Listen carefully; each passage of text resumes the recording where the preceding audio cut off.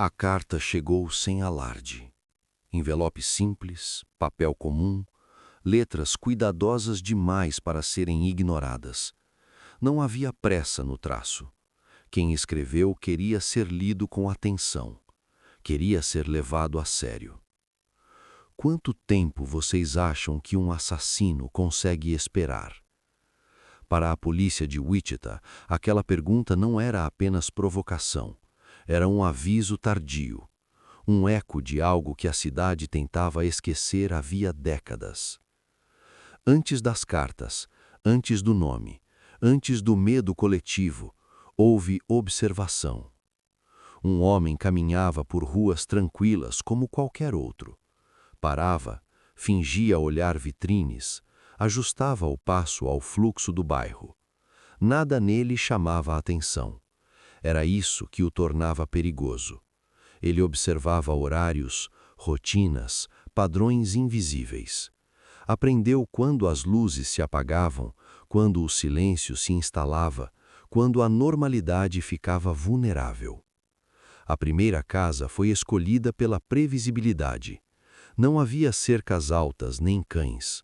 Havia uma família comum, com hábitos estáveis. Ele entrou durante o dia, testou fechaduras, caminhou pelos cômodos vazios, memorizou o som do assoalho. Tocou objetos como quem marca território. Saiu sem deixar sinais. Na noite seguinte, voltou. Não arrombou, não correu, não gritou. Usou uma arma apenas como argumento, não como fim. Falava baixo, com autoridade tranquila, como alguém acostumado a ser obedecido. Mandou que todos se sentassem. Um a um, usou cordas encontradas ali mesmo para imobilizá-los. Separou-os em cômodos distintos, transformando a casa num labirinto de silêncio. O controle era o objetivo. O tempo era parte do método. Quando terminou, organizou o ambiente. Nada fora do lugar além do essencial. Como se quisesse deixar claro que estivera ali por escolha, não por impulso. A polícia encontrou a cena horas depois. Não parecia um crime apressado. Parecia um ritual meticuloso. A ausência de caos era, por si só, perturbadora. Dias depois a carta chegou. Descrevia detalhes que não haviam sido divulgados. Corrigia suposições da imprensa. Havia irritação no tom, não arrependimento. A escrita transmitia algo inquietante. Satisfação. Não foi difícil. O segundo ataque veio meses depois, mas o método evoluiu. A vítima estava sozinha. Ele fingiu precisar de ajuda, assumiu a aparência de alguém vulnerável. Quando a porta se abriu, a encenação acabou. A casa deixou de pertencer à moradora e passou a pertencer a ele. Amarrou, silenciou, esperou. O tempo não era inimigo, era aliado. Mais tarde escreveu novamente. Comentou a reação da vítima, o medo, o silêncio, a sensação de domínio absoluto. Não se referia ao ato como crime, mas como experiência. A cidade começou a perceber um padrão, mas sempre tarde demais. Não havia perseguições, não havia testemunhas confiáveis. Havia apenas casas comuns transformadas em cenários de terror invisível. No terceiro crime, levou objetos pessoais. Fotografou o ambiente, guardou lembranças, criou um arquivo íntimo que ninguém conhecia. Aquilo não era apenas violência, era coleção. Então, decidiu algo essencial. Ele precisava de um nome. Não para se esconder, mas para existir. BTK. Bind, Torture, Kill. Não como confissão, como identidade.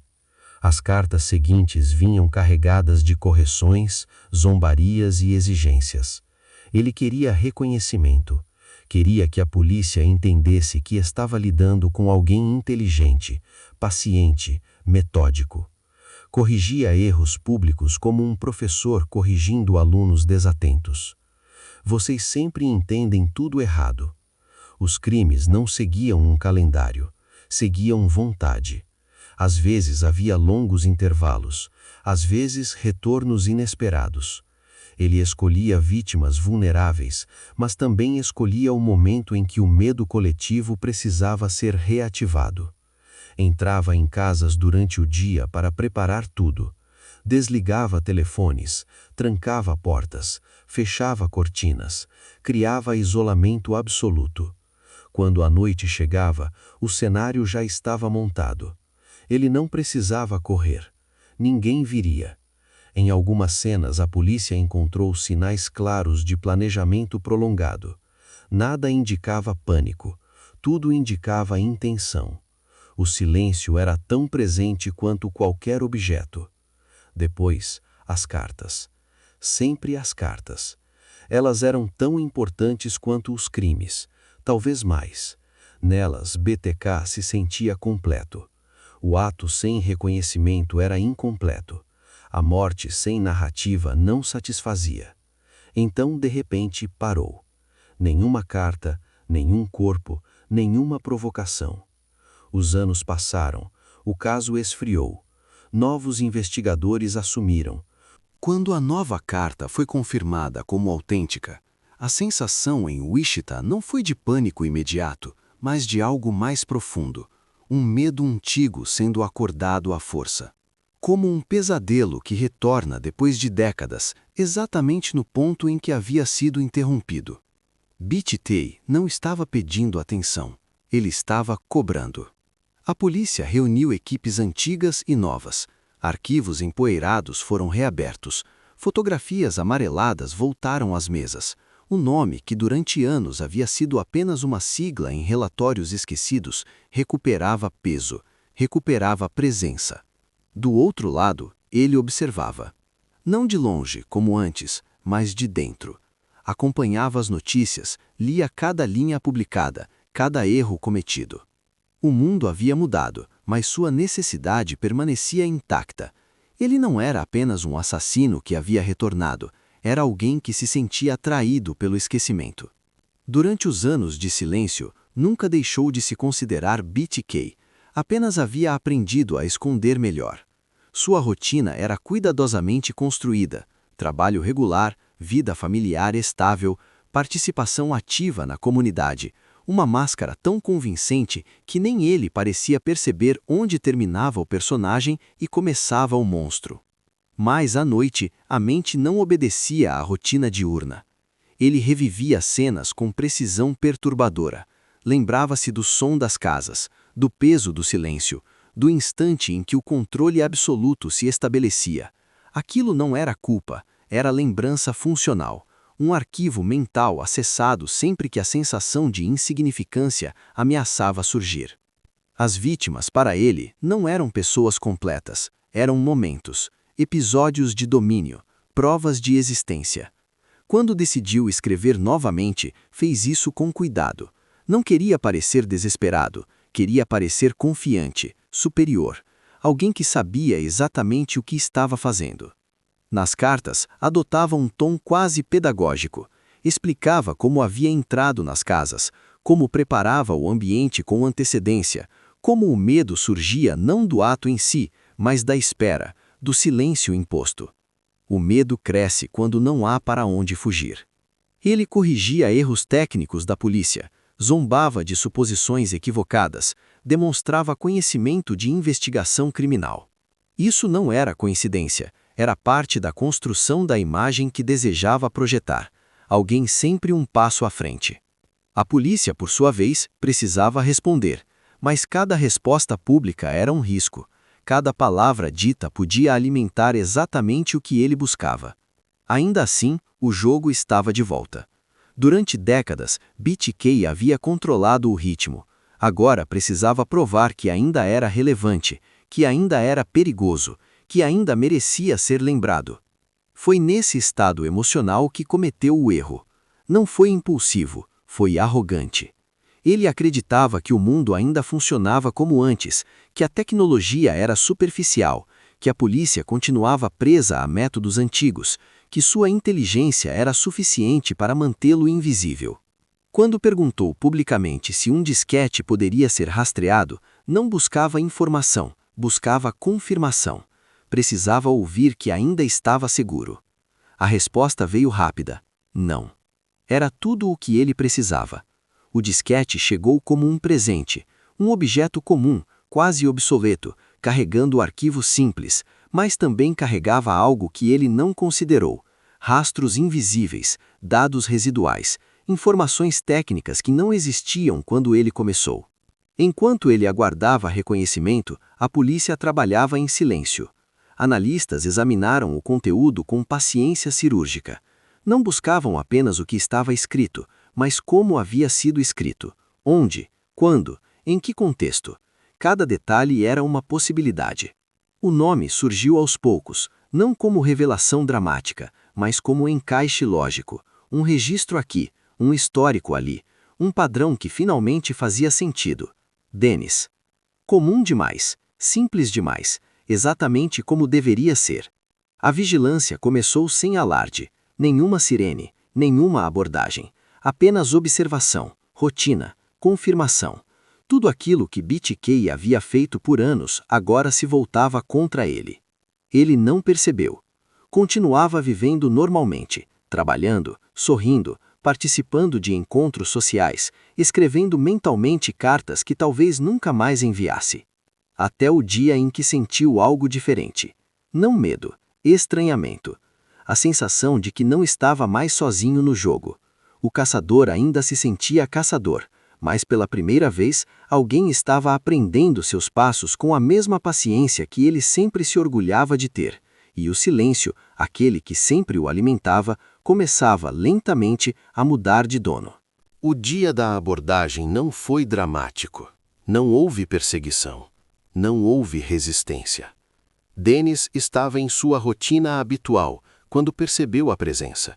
Carros comuns demais, pessoas discretas demais, nada chamativo. Ainda assim, algo em seu instinto, o mesmo que o havia guiado por décadas, reconheceu o momento. O jogo havia terminado.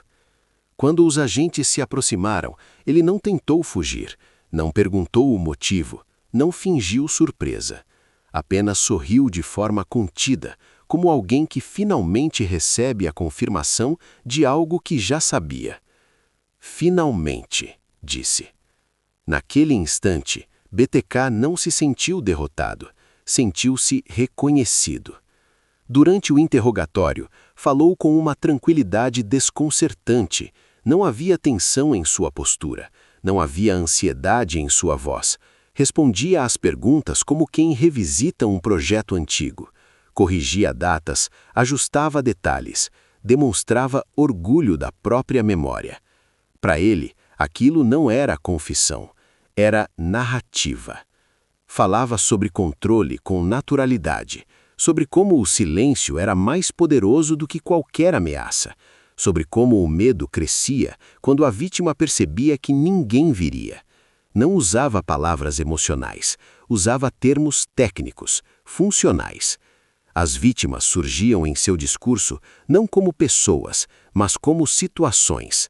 Ele se lembrava de cada casa, cada ambiente, cada momento em que a autoridade passava completamente para suas mãos. Isso era o que importava. Quando o caso chegou ao tribunal, a cidade inteira voltou a sentir o peso dos anos que havia tentado esquecer. Nomes foram lidos, datas foram lembradas, o passado que parecia distante ganhou forma outra vez. Dennis confessou tudo, um por um, sem hesitação, sem emoção. Falava como quem encerra uma lista. Em alguns momentos, até parecia satisfeito. Não havia arrependimento em suas palavras. Havia vaidade. A sensação de que, finalmente, sua história estava sendo contada da forma que ele acreditava merecer. O público ouvia em silêncio absoluto, não por respeito, mas por horror. Aquilo não era o retrato de um homem em colapso. Era o retrato de alguém que havia esperado décadas por aquele palco. A sentença foi prisão perpétua, sem possibilidade de retorno, sem possibilidade de liberdade. Quando a porta da cela se fechou pela primeira vez, algo mudou. Não imediatamente, mas de forma inevitável. No início, ele tentou manter o controle. Organizava mentalmente os crimes, repetia detalhes, recriava cenas. Acreditava que poderia sobreviver ali alimentando-se das próprias memórias. Mas a ausência de reação começou a corroer aquilo. Não havia plateia, não havia cartas, não havia medo refletido em outros olhos. O silêncio da prisão não era o silêncio que ele impunha. Era um silêncio indiferente, um silêncio que não reagia, não validava, não reconhecia. À noite começou a acordar com a sensação de presença. Não era alguém visível, era algo interno. A mente, agora sem estímulos externos, começou a se voltar contra ele. As memórias que antes traziam controle passaram a trazer desconforto. As cenas não terminavam como ele queria. O silêncio deixava de ser ferramenta e se tornava peso. Pela primeira vez, ele não decidia quando começava ou terminava. Não havia portas para trancar, não havia telefones para desligar, não havia ninguém para observar. A identidade que ele havia construído ao longo de décadas começou a desfazer lentamente. BTK não existia naquele lugar. Não havia nome, não havia sigla, não havia reconhecimento. Restava apenas Dennis, um homem comum, sentado em uma cela comum, cercado por um silêncio que não podia controlar. Um silêncio que não tinha medo dele. Um silêncio que simplesmente existia. E talvez, apenas talvez, aquele fosse o castigo mais profundo. Não a prisão, não a condenação, mas a certeza de que, no fim, todo o terror que ele acreditava ter criado no mundo havia se fechado sobre ele mesmo. Sem cartas, sem histórias, sem ninguém para ouvir. O caçador não havia sido destruído, havia sido esquecido. E, para alguém que viveu para ser lembrado, não existia punição maior.